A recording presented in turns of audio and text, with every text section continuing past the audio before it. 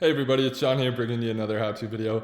Today we're going to replace the air filter on a Honda CRF50F dirt bike.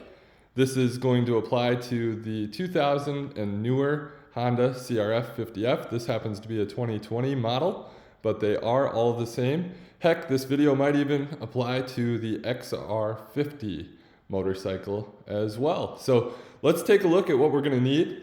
First off, we're going to need a replacement air filter, a long screwdriver. This is a Phillips or a JIS or Japanese Industrial Standard screwdriver will be very helpful. Wouldn't hurt to get some gloves. This can be a little bit of a messy process getting this air filter oiled, and also the old one might be a little nasty. And then whatever your preference is for some filter oil, I've got the spray-on type here for a K&N air filter, and I also have Maxima foam filter treatment as well. That's one of my go-to dirt bike air filter oils. So whichever of those you would like to use, or you can of course use your own. But let's take a look at what we're going to need to do to first access the old air filter and get that guy removed. So we're going to get rid of these Phillips screws here. So there's going to be one there, and then there is another. If I go back to this side of the motorcycle, you can see there's one down there as well that we're going to need to get both of those removed, and that will give us access to that original air filter. Okay, I did get both screws removed. One thing to note is you may actually have to come in from the front of the bike here by the ignition switch to get this guy. This one was a little trickier. The other one on the other side is a little more straightforward. But now we're going to grab the back side of this air box cover, and we're just going to simply peel that back and away from where the air filter is stored, which is right in here. So you can see kind of the back little tail of that. You can pull back from that side, and I'm going to put the phone down here so that I can grab it. But anyway, you can see what I'm doing. I'm basically peeling out that air box away so that I can expose the original filter that we'll be replacing. Okay, once you're able to pull away this air box cover, you're going to see this little metal screen with the rubber or looks like some sort of kind of grommet or seal in there. We're going to just get that out of the way, and that will expose the foam filter in there, which is right where my finger is pointing. I'm touching it right now.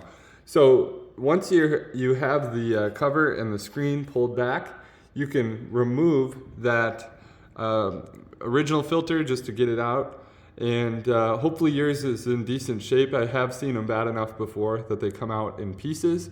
You want to make sure you get all of that fully removed from the bike. Once you do that, then we'll be in a better spot to replace it with our new one. Now that I've got the original filter removed, I want you to just take a peek at that. You can see it's still well oiled, which is great, but definitely dirty. I've seen them a lot worse than this, which is actually a good sign. I did pick this bike up recently, so it tells me that at least it's been halfway maintained in the past. But anyway, you can see it's definitely kind of crinkled up from being compressed in that air box, and also has quite a bit of dirt on it. But again, still glad to see that it's got some oil in it, so it's still doing its job. So next we're going to install the new one. Now I purchased this as essentially an OEM style replacement filter, but we do want to get some oil on it. So I'm actually going to use the K&N style, spray that on both sides. This is where I will use the glove because it can be a messy process. Once I've got that filter nice and oiled, just evenly kind of coverage. We don't need it soaked up where it's got oil. Just you can wring it all out, but you'd want it to be sticky. The idea here, of course, is that any dust or air that's coming through, we're filtering out any of that particulate so that it's just nice, clean air getting into the motor and into the carb specifically. So once I get this nice and oiled up, I'm going to just reinsert it, make sure that it's nice and flush on all the edges of that air box, and then I'm going to compress that metal screen against it, get it nice and flush in there, and I'm going to replace that airbox cover and squish it down, and we should be in good shape here. Okay, here's the air filter with some nice even oil on it, and I'm going to get it installed. Okay, now that I've got the new air filter reinstalled, I did get everything put back together and I'm just ready to reinstall those 2 screws that hold it in place. And I will say it is a little tricky getting that realigned. You might actually have the metal screen completely fall out. That's okay. My advice is just to get that screen in place and kind of push it all the way in to squeeze the new air filter and compress it down against the I guess you could call it the back side or towards the carb side of the air box. And then it'll stay in place a little better, even including that metal screen.